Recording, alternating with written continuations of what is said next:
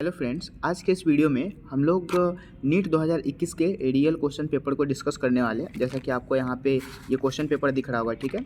तो ये जो क्वेश्चन पेपर है काफ़ी ज़्यादा इंपॉर्टेंट है आपके नीट पॉइंट ऑफ व्यू से, ठीक है। आप जो नीट 2024 में एग्ज़ाम देने वाले हैं उसके पॉइंट ऑफ व्यू से यहाँ के क्वेश्चन काफ़ी ज़्यादा इंपॉर्टेंट है, ठीक है।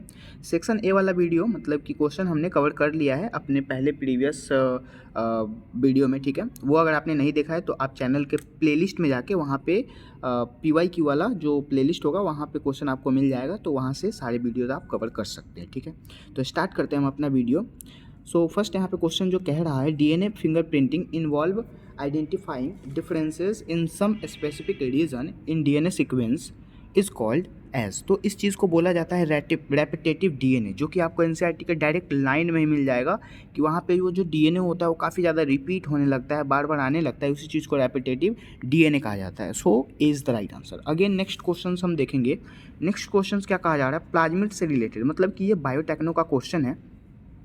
अब ये जो क्वेश्चन कहा जा रहा है कि plasmid PBr322 has PST1 restriction enzyme site within gene amplifications and that conform amplicin resistant if the enzyme is used for resistating the gene for beta galactoside production and the recombinant plasmid is inserted in an E. coli strain।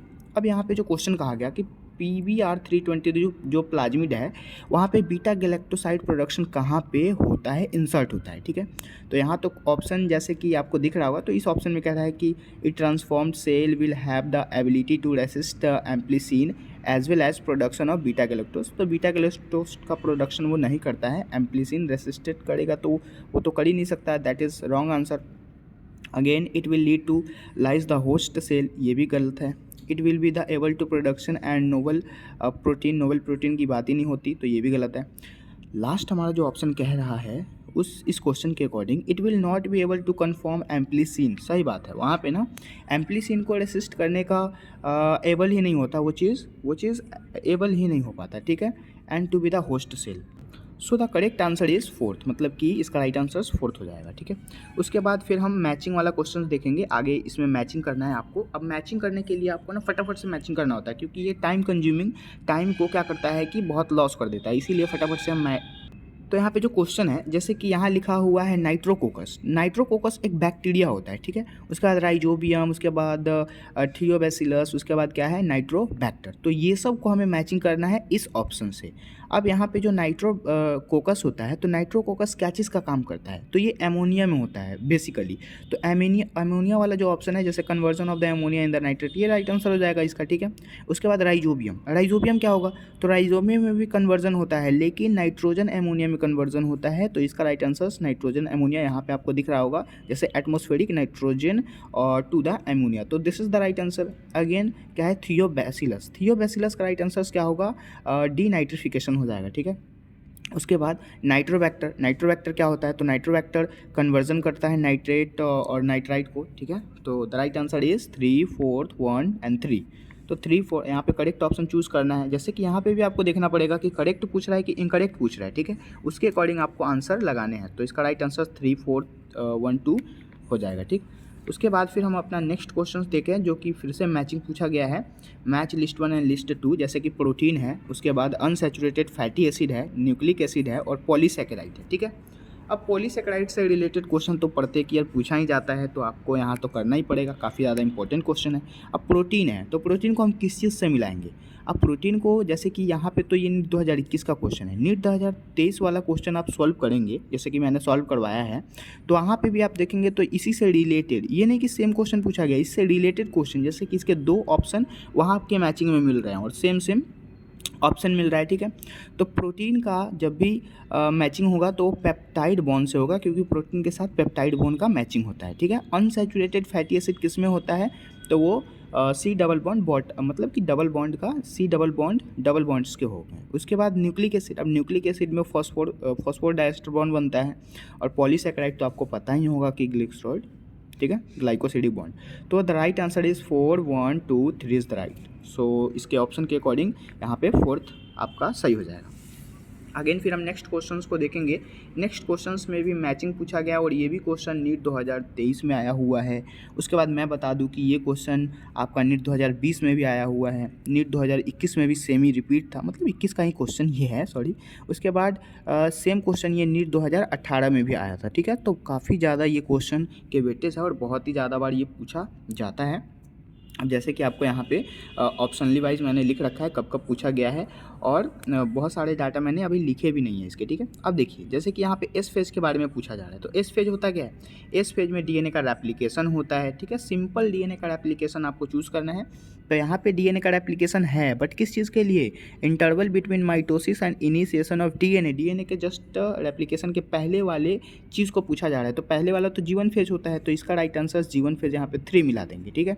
अब यहाँ पे S phase के लिए हमको DNA replication choose करना है, जैसे यहाँ पे आपको दिख रहा है, तो डीएनए रेप्लिकेशन को चूज़ कर लेंगे 4। अगेन जीटो फेज में क्या होता है? जीटो फेज में हिस्टोन प्रोटीन का सिंथेसिस होता है, तो यहाँ पे लिखा है डायरेक्ट प्रोटीन सिंथेसिस, तो ये भी राइट आंसर हो जाएगा, ठीक है। उसके बाद फिर क्विसेंट फेज। क्विसेंट फेज किसको कहा जाता है? ये तो बिल्कुल फेमस चीज़ है ना, क्विसेंट फेज इनएक्टिव फेज को बोला जाता है। तो इसको मिला देंगे हम 2 से, मतलब कि 4 1 2 3, ठीक है। एक बार और रिपीट करते हैं इसको। जैसे एस फेज में कभी भी क्या होगा? एस फेज में डीएनए का रेप्लिकेशन होगा, जी2 फेज में हिस्टोन प्रोटीन का सिंथेसिस होगा। उसके बाद क्विसेंट फेज को इनएक्टिव फेज बोला जाता है, ठीक है। और जीवन फेज को क्या बोलते हैं? जीवन फेज में भी मतलब कि डीएनए रेप्लिकेशन के जस्ट पहले वाले फेज को क्या बोला जाता है? जीवन फेज। तो 4th 1 2 3, so the right answer is 4th 1 2 3। अब हम नेक्स्ट क्वेश्चंस को देखेंगे। नेक्स्ट क्वेश्चंस में क्या पूछा जा रहा है कि करेक्ट ऑप्शन को आपको चूज़ करना है। यहाँ पे बहुत सारे ऑप्शन दिए गए हैं। जैसे ऑप्शन है fusion of protoplasm between 2 motile and non motile gamete is called physogamy, ठीक है। प्लाज्मोगैमी मतलब कि फ्यूजन ऑफ प्रोटोप्लाज्म। प्रोटोप्लाज्म का जब फ्यूजन होता है किसके साथ? 2 motile and non motile gamete के साथ, तो उस चीज़ को प्लाज्मोगैमी बोला जाता है। ये बिल्कुल ही करेक्ट ऑप्शन है, ठीक है। उसके बाद फिर नेक्स्ट ऑप्शन जो कहा जा रहा है, क्या कहा जा रहा है? Organism that depend on the living plant और कॉल द स्पोरोसाइट। ये गलत है, ठीक है। यहाँ पे स्पोरोसाइट नहीं हो सकता। Again some of the organism can fixed atmospheric nitrogen in specialized cell called sheath cell. ये भी गलत है। सीथ सेल कहाँ से आ जाएगा? Fusion of 2 cells called sheath cell.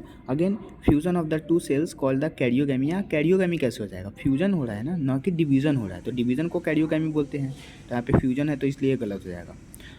तो राइट आंसर्स क्या होगा? 1 हो जाएगा। अगेन हम नेक्स्ट क्वेश्चंस को देखेंगे। विच of the following statement is incorrect. इनमें से कौन सा स्टेटमेंट इनकरेक्ट है उसको चूज़ करना है। बहुत सारे ऑप्शन दिए गए हैं, जैसे कि स्ट्रोमा लैमिला है PS1। PS1 से ही गलत हो गया। स्ट्रोमा लैमिला में PS1 नहीं होता, PS2 होता है। अगेन फिर क्या है? Grana lamella have the PS1 and PS2, ये भी गलत है। Again cyclic photophosphorylations involve both the PS1 and PS2। PS1 and PS2 is the right answer, ठीक है। ये सही लग रहा है, ये भी गलत है। अगेन फिर हम नेक्स्ट क्वेश्चंस को देखेंगे। Correct the identify the correct options. Correct options को आपको चूज़ करना है, जैसे कि यहाँ बहुत सारे ऑप्शन दिए गए हैं। Identify the correct statement. ये जो नेक्स्ट क्वेश्चन कहा जा रहा है कि करेक्ट स्टेटमेंट को हमें चूज़ करना है। जैसे लिखा हुआ है RNA polymerase bind with the RH factor to terminate the process of transcription in bacteria. मतलब कि बैक्टीरिया के अंदर में ये जो RNA पॉलीमरेज का जो प्रोसेस हो रहा है एंड जो RNA फैक्टर जो हो रहे हैं टर्मिनेट हो रहे हैं, और उस प्रोसेस को ट्रांसक्रिप्शन बोला जा रहा है बैक्टीरिया में।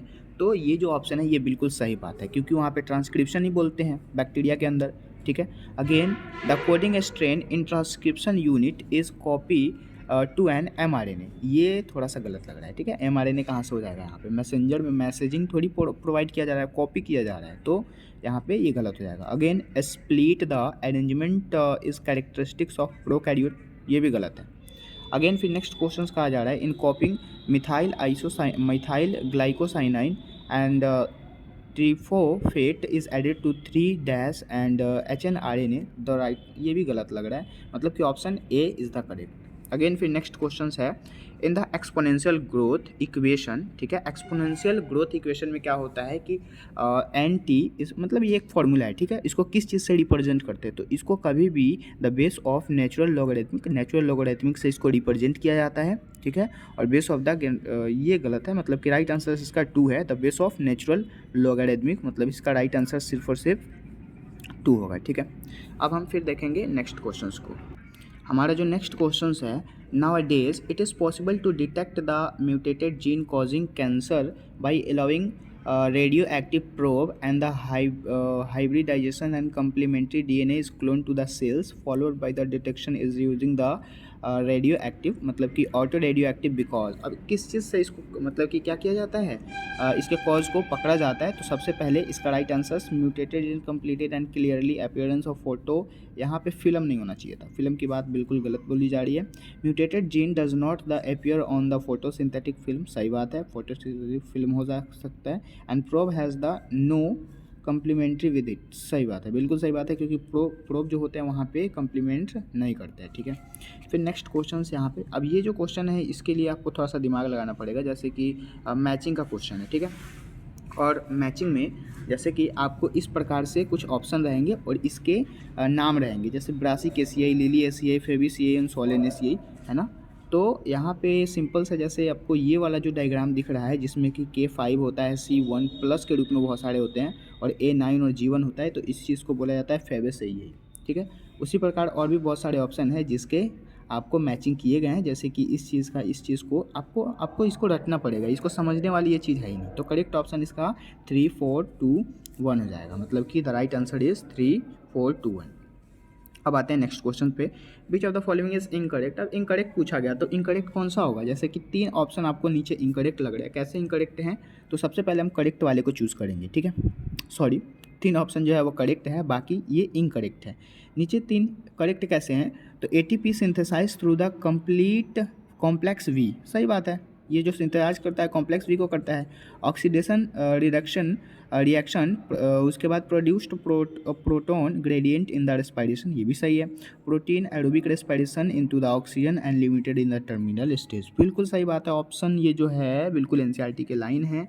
यहाँ पे कहा जा रहा है इलेक्ट्रॉन ट्रांसपोर्ट चैन ETC जो होता है, 1 molecule of NADH and H plus and give rise to the 2 ATP molecule, यहाँ पे 2 नहीं होना चाहिए था, ठीक है, यहाँ पे ज़्यादा मॉलिक्यूल उसके आते हैं, है ना। और फिर give in the 3 ATP molecule, ये बिल्कुल गलत कहा जा रहा है, क्योंकि आपको यहाँ पे दिख रहा होगा कि NADPH और यहाँ पे H प्लस जो होता है NADPH2 होना चाहिए था, I think that, so the right answer is this, क्योंकि यहाँ पे इनकरेक्ट पूछा गया। अब हम देखेंगे नेक्स्ट क्वेश्चन जो कि नीट 2000 कब पूछा गया है, नीट 2023 में फिर से रिपीटेड, ये 2021 का क्वेश्चन हम डिस्कस कर रहे हैं और नीट 2021 में सेम एज पूछा गया है। यहाँ पे क्वेश्चन क्या कहा गया है, तो यहाँ पे आपको जैसे क्वेश्चन दिख रहा होगा, what is the role of RNA polymerase third in the process of transcription in the eukaryote, तो इसका राइट आंसर होता है transcribed tRNA and 5 snRNA and snRNA direct, तो the right answer is A, बिल्कुल NCERT का line है। अब फिर हम नेक्स्ट क्वेश्चंस को देखेंगे, हमारे ज़्यादा क्वेश्चन नहीं, अब 2-3 क्वेश्चन बचे हैं जिसको हम डिस्कस कर रहे हैं। In some members of which of the following pairs of family pollen grains and return in the viability for the month और आफ्टर, ये तो बिल्कुल NCERT में ही है, फेबिसियाई, लिगुमेसियाई और एक और होता है जिसको आपको याद करना है, राइट आंसर इज 3। पोवेसियाई जो होता है वो नहीं होता है, लेगुमिनेसियाई ये हो सकता है, पोवेसियाई नहीं होगा, यहाँ पे पोवेसियाई, तो पोवेसियाई जो है वो गलत हो जाएगा, बाकी सारे ऑप्शन इसके सही हैं, ठीक है।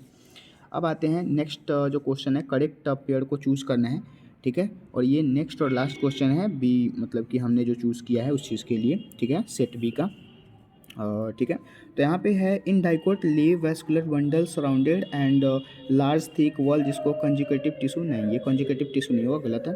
अगेन फिर नेक्स्ट क्वेश्चन है, नेक्स्ट क्वेश्चन क्या कहा जा रहा है, cells of medullary rays that form part of the cambium ring, the right answer is, इसका ऑप्शन क्या मिलाया गया, इसके जो मैचिंग किए गए हैं, इंटरफेसिकुलर कैम्बियम, तो द राइट आंसर इज 2, ठीक है। अब हमने सेक्शन बी का सारा क्वेश्चन डिस्कस कर लिया है, थोड़े से कुछ क्वेश्चंस जो हैं सेक्शन ए के बच गए थे जिसको हमने डिस्कस नहीं किया था, जैसे कि 130 से हम इसको डिस्कस कर लेते हैं ताकि हमारा पूरा क्वेश्चन डिस्कस हो जाएगा। जैसे during the purification of process the recombinant DNA technology addition of chilled ethanol precipitate, NEET 2023 में बिल्कुल सेम एज आया था, DNA राइट आंसर्स होगा।